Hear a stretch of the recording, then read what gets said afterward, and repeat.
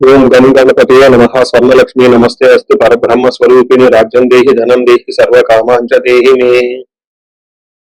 స్వర్ణలక్ష్మి అమ్మవారు ప్రతి ఒక్కరికి చక్కగా బ్రహ్మతత్వాన్ని తద్వారా ప్రతి ఒక్కరు ప్రతి నిమిషం సంతోషంగా హ్యాపీగా ఉత్సాహంగా ఉండాలని చెప్పేసి అమ్మవారి యొక్క కృపా కటాక్షం ప్రతి ఒక్కరి మీద ఉండాలని చెప్పేసి మనం కోరుకుందాం, అమ్మవారిని ప్రార్థిద్దాం. అంతేకాకుండా ప్రతి ఒక్కరికి కూడాను రాజ్యం దేహి అమ్మవారు ఒక అథారిటీని, ఒక పవర్ ని, ఒక స్టేటస్ ని, ఒక దర్పాన్ని ప్రతి ఒక్కరికి ఇవ్వాలని చెప్పేసి కోరుకుంటూ, దీనితో పాటుగా ధన సమృద్ధి, ధనం అనేది ప్రతి ఒక్కరికి ఉండాలని, చక్కగా వాళ్ళ ఇంటి నిండా బ్యాంక్ అకౌంట్లు ఉండా ఎక్కడ పెట్టినా ధనం ఉండాలని, ప్రతి ఒక్కరికి ధనం లేదు అన్న ఒక ఫీలింగ్ అనేది వాళ్ళకి రాకుండా సమృద్ధిగా ధనం ఉండాలని చెప్పేసి అమ్మవారిని ప్రార్థిస్తూ, దీనితో పాటు సర్వకామాక్ష దేహిమి అంటే మన మనసులోకి వచ్చిన ప్రతి కోరిక కూడా అమ్మవారి తక్షణమే నెరవేర్చాలి. ఈ విధంగా అమ్మవారి యొక్క కృపా కటాక్షం మన మీద ఉండాలి. 12 రాసుల వారికి కూడా చక్కగా అభివృద్ధి జరిగి ఎంతో ఉత్సాహంగా ఉన్నతంగా ఎదగాలని చెప్పేసి మనం కోరుకుందాం. ఇప్పుడు మనం జూన్ మంత్ యొక్క రాశి ఫలాలు చెప్పుకుందాం. జూన్ మంత్ రాశి ఫలాలు చెప్పుకుంటే ఈ జూన్ మాసంలో మనకి 2-3 రకాల విశిష్టతలు ఉన్నాయండి, అవి తెలుసుకుందాం. ఫస్ట్ ఈ జూన్ మంత్ మనకి అధిక జ్యేష్ఠ మాస పౌర్ణమితో స్టార్ట్ అయ్యి నిజ జ్యేష్ఠ మాసం పౌర్ణమితో ఎండ్ అయిపోతుందని మీరు గమనించాలి. అయితే ఈ యొక్క 2 పౌర్ణముల మధ్య ఈ యొక్క జూన్ మంత్ ఉండటంతో ఇందులో 2-3 రకాలైన విశిష్టతలు ఉన్నాయి. ఈ మాసంలో ఫస్ట్ 2 శని త్రయోదశులు వస్తున్నాయండి. 2 శని త్రయోదశులు చాలా చాలా రేరుగా వస్తాయని గమనించుకోవాలి. కొన్నిసార్లు శని త్రయోదశి 4-5 నెలలకు కూడా రాలేదు. పోయిన సంవత్సరం ఐ థింక్ ఇదే విధంగా జరిగింది. 5 నెలల వరకు శని త్రయోదశి లేదు. చాలా మంది పూజలు చేసుకోవాలన్నా కానీ శనికి సంబంధించిన ఏమైనా పరిహారాలు చేసుకోవడానికి శని త్రయోదశి చాలా బెస్ట్ ఇది. అలాంటిది శని త్రయోదశులు 2 వస్తున్నాయని గమనించుకోవాలి. వీటితో పాటుగా చాలా మందికి ఎప్పుడైతే అమావాస్య వెళ్ళిపోయిందో మనకి నిజ జ్యేష్ఠ మాసం స్టార్ట్ అవుతుంటూ చాలా మందికి పెళ్లిళ్ళు సీజన్ వస్తుందని మనం చెప్పుకోవాలి. పెళ్లిళ్ళకి చాలా అనుకూలమైన టైం అని గమనించాలి. ఇంకొక ముఖ్యమైన విషయము, లాస్ట్ అంటే జూన్ ఎండ్ లో మనకి ఏరువాక పున్నమి అని వస్తుంటుంది. ఇది రైతులకు ప్రత్యేకంగా చాలా చాలా ముఖ్యమైన రోజు. ఆ రోజున అందరూ అర్పలు కట్టుకుంటారు.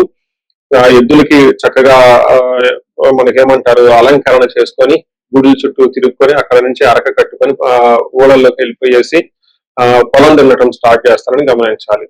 సో ఇది కూడా ఇప్పటికీ కూడా ఇది మనకి ఎప్పటి నుంచో ఉన్న ఒక సనాతన ధర్మంలో భాగంగా ఎద్దులను పూజ చేయటం, వాటిని మందీశ్వరులుగా భావించుకోవటం, గుడి చుట్టూ 3 రౌండ్లు తిప్పుకోవటం, భజనలు పెట్టుకోవటం, దండారా వేయటం, ఈ పనులను చేస్తూ ఉంటారు. ఒక ఉత్సాహంగా టోటల్ విలేజెస్ కూడా చాలా చక్కటి వాతావరణంలో ఇవన్నీ జరుపుకుంటూ ఉంటారని గమనించాలి.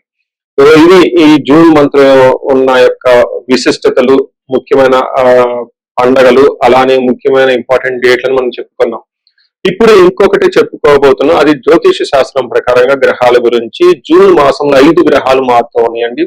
28వ తారీఖున అంటే నెల బిగిన అవ్వక ముందే బుధుడు మారుతూ ఉన్నారు. వీళ్ళతో పాటు శుక్రుడు, కుజుడు, సూర్యుడితో మారుతూ ఉన్నారు జూన్ మాసంలో. ఇంకా ముఖ్యమైనది సంవత్సరానికి ఒక్కసారి మారే గ్రహం ఏంటంటే గురువు మారుతూ ఉన్నారు. ఈ గురువు జూన్ 2వ తారీఖున మారుతూ ఉన్నారు. అంటే మనం జూన్ మంత్ లో 5 గ్రహాల యొక్క ప్రభావం ఎలా ఉండబోతుంది అనేది మనం చెప్పుకుంటూ ఉన్నాం అనమాట. మనము ధనుసు రాశి జూన్ మంత్ లో చూసుకుంటే కొంచెము మారుతున్న 5 గ్రహాల్లో 4 గ్రహాలు ప్రతికూలంగా ఉన్నాయి, అనుకూలంగా లేవు అని గమనించాలి.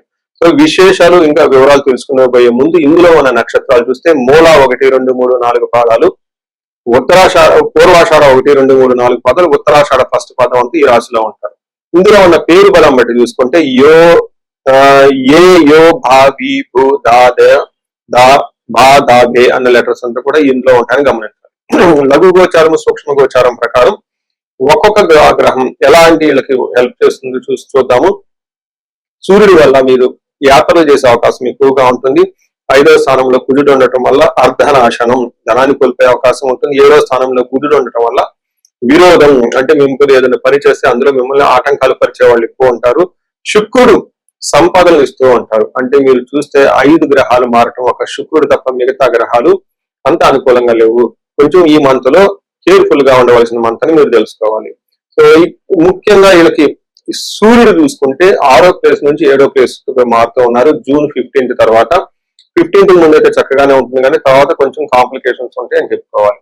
ఏ ప్రకారంగా అంటే మనకి సామంత జన విద్వేష, దారాపీడ సుతామయ, ఉత్సాహ భంగకారిణి, గోచారస్తే సప్తమే రవి అని మనకి సంస్కృతంలో చెప్తారు. దాని ప్రకారం ఏంటి, మీ కింద పనిచేస్తున్న సామంత జన విద్వేష, మీ కింద ఉన్న ఎంప్లాయీస్ కానివ్వండి, సబార్డినేట్ కానివ్వండి, మీ కింద ఉన్న ఫాలోవర్స్ కానీ ఎవరైనా ఉంటే వాళ్ళు మీ మాట సరిగా వినకుండా మీకు ఆటంకాలు కలిగించే అవకాశం ఉంటుంది. మిమ్మల్ని ద్వేషించే వాళ్ళు ఎక్కువ ఉంటారని తెలుసుకోవాలి.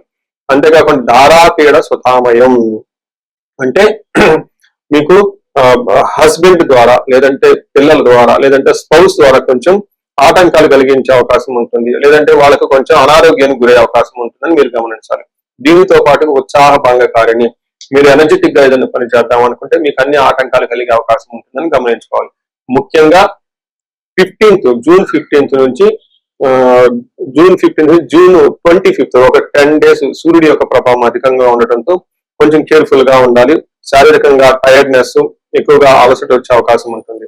ఇదే ప్రకారంగా కుజుడు కూడాను అంత అనుకూలంగా మీకు లేరు, కొంచెం ఇబ్బందానికి గురే అవకాశం ఉంటుంది.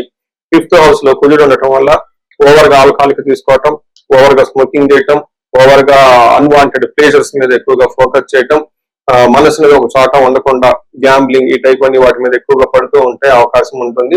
కొంచెం ఈ హ్యాబిట్స్ ఉన్న వాళ్ళు జాగ్రత్తగా ఉండటం ఎంతైనా ముఖ్యం. మనకి సంస్కృతిలో ఏం చెప్తారంటే దేహజాడ్యం సంతాప కాలతిక్రమణ భోజనం దురితం కర్మలా వచ్చ భౌమే పంచమ స్థితే సంయుతే అని చెప్తారు. అంటే 5వ స్థానంలో ఉండటం వల్ల దురితం కర్మలాభచ్చ, ఏదైనా పని చేస్తే అందులో మీకు సరైన లాభం ఉండదు, అశాంతిగా ఉంటారు, పితృలతో గొడవలు ఉంటుంది, అకాలమైన భోజనము, పాప పనులు చేయాలన్న ఒక ఆలోచన, ఇవన్నీ ఉంటాయి. కొంచెం జాగ్రత్తగా పెట్టుకోవాలి. అయితే విపరీతమైన ఖర్చులు కూడా అయ్యే అవకాశం ఉంటుంది. అనవసరంగా గాయాలు, అవి ట్రావెల్స్ లో ఇబ్బందులు పడే అవకాశం కూడా ఉంటుందని గమనించుకోవాలి. వీటితో పాటు మీకు 7వ స్థానంలో అగైన్ బుధుడు ఉండటంతో మీకు ఏదైనా పని చేస్తూ ఉంటే ఆటంకాలు కలిగించే వాళ్ళు ఎక్కువగా ఉంటారు. ట్రాన్సాక్షన్స్ ఏమైనా చేస్తే అందులో ఇబ్బంది పడే అవకాశం ఉంటుంది. రవాణాలు ఎక్కడెక్కడైతే మూవ్మెంట్ కదులుతూ ఉన్నప్పుడు అవి ఆన్లైన్ ట్రాన్సాక్షన్స్ కానివ్వండి, బిజినెస్ ట్రాన్సాక్షన్స్ కానీ కొంచెం ఆటంకాలు ఎదురవుతాయని గమనించుకోవాలి. అయితే ఇప్పటిదాకా అన్ని గ్రహాలు ఒక రకంగా ఉన్న శుక్రుడు మాత్రం ఈ రాశి వారికి చక్కగా యోగ్యతనిస్తూ ఉన్నారు. అంటే అది చుట్టూ మనకి కారు చీడగట్లో ఉంటే ఎక్కడో ఒక వెలుగు మనకు కనిపించినట్లుగా ఈ శుక్రుడు మాత్రం చక్కగా మీకు ఫైనల్ గా ఒక మంచి వెలుగునైతే తీసుకొని వస్తూ ఉన్నారని చెప్పుకోవాలి. రకరకాల ట్విస్టులతో సినిమా అంతా అయిపోయి లాస్ట్ లో శుభం పడినట్లు వీళ్ళకి మంత్ అంతా కొంచెం ఏమంటారు అప్స్ అండ్ డౌన్స్ ఇబ్బందులతో ఉన్నా కానీ బట్ లాస్ట్ లో శుభప్రదంగా ఉంటుంది. దానికి ముఖ్యమైన గ్రహం శుక్రుడు కాబట్టి శుక్రుడు ఏం జరగదు, దుఃఖానాశాంత మహాసౌఖ్యం బంధుమిత్ర సమాగమ రాజదర్శనం అర్థప్రాప్తి అష్టమస్తే భవేత్ భృగునందనే అని మనకు సంస్కృతంలో వివరించడం జరిగింది. దాని మీనింగ్ చూసుకుంటే దుఃఖానాశ, ఎంత దుఃఖం వచ్చినా గానీ ఆ దుఃఖాన్ని మీరు పోగొట్టుకుంటారు. మహాసౌఖ్యం, ఓవరాల్ గా చాలా కంఫర్టబుల్ గా ఉంటారు.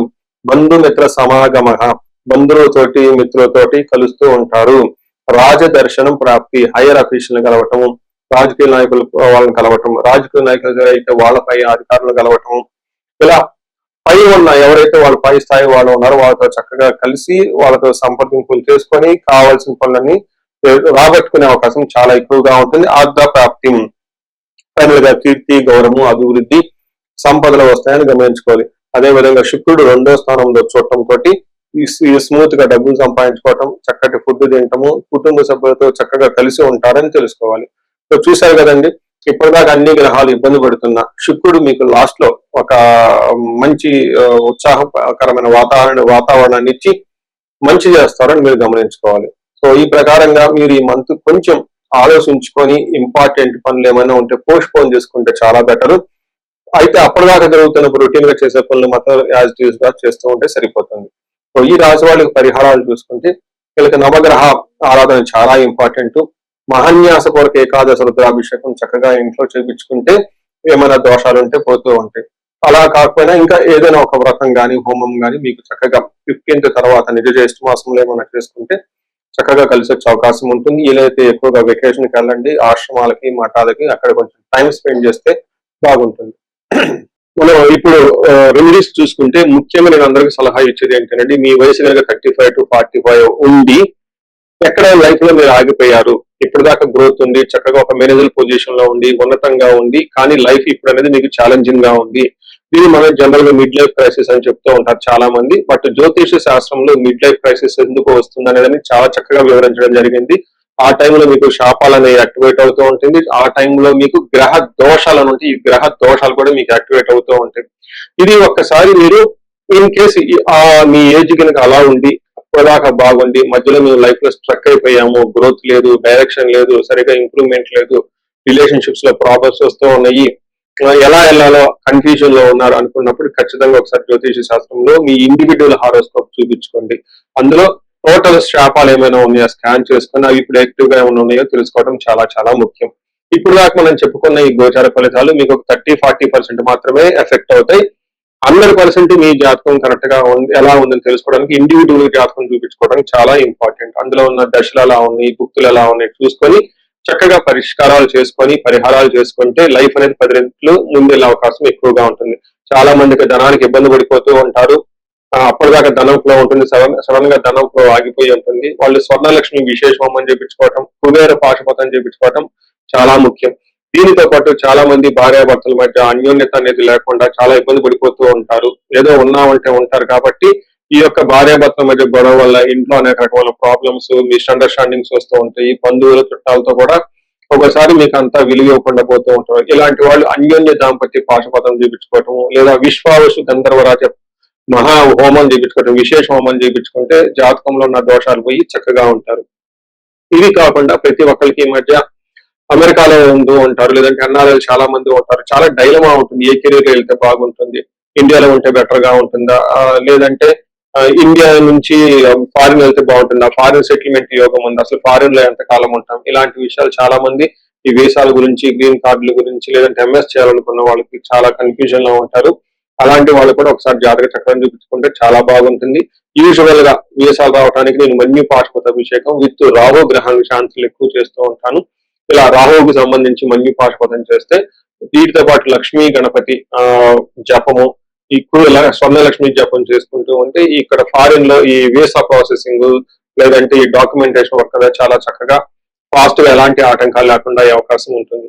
ఇది కాకుండా ఇంకా మీరు ఏమైనా ఇండివిజువల్ గా మీకు ఛాలెంజెస్ ఉన్నాయి, హెల్త్ బాగలేదు, మహామృత్యుంజయ హోమము, ఇంకా ఏమైనా మీకు మీ యొక్క శత్రు బాధలు విపరీతంగా ఉన్నారు, చండీ హోమం చేయించుకోవటం, చండీ హోమంతో పాటు ఇంకా మీకు విపరీతంగా మిమ్మల్ని ఇబ్బంది పెట్టేసి మిమ్మల్ని భయభ్రాంతికి గురి చేసే వాళ్ళు ఎక్కువగా ఉన్నారు, బగలాముఖి జపము హోమము ఇవి చేయించుకుంటూ ఉంటే మీ చుట్టూ ఒక మంచి ప్రొటెక్టివ్ ఎన్విరాన్మెంట్ ఉంటుంది. సో ఈ మధ్యకాలంలో ఎక్కువగా నేను చండీ హోమాలు కూడా చక్కగా చేస్తూ ఉన్నాను. సాఫ్ట్వేర్ వాళ్ళకి, రాహు దశ నడిచిన వాళ్ళకి, రాహు అంతర్దశలో ఉన్న వాళ్ళు, ఇంకా నేను చాలా మందికి కాసప దోషాలు కూడా దగ్గరుండి చక్కగా నా ఆధ్వర్యంలో పూజలు చేపిస్తూ ఉన్నాను.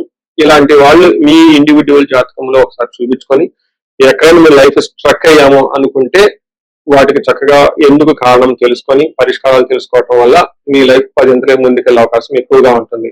మీ అందరికి అష్టలక్ష్మి కృప కలగాలని, అలానే అష్టైశ్వర్యాలు భోగభాగ్యాలు కలగాలని చెప్పేసి నేను కోరుకుంటున్నాను. నమస్తే.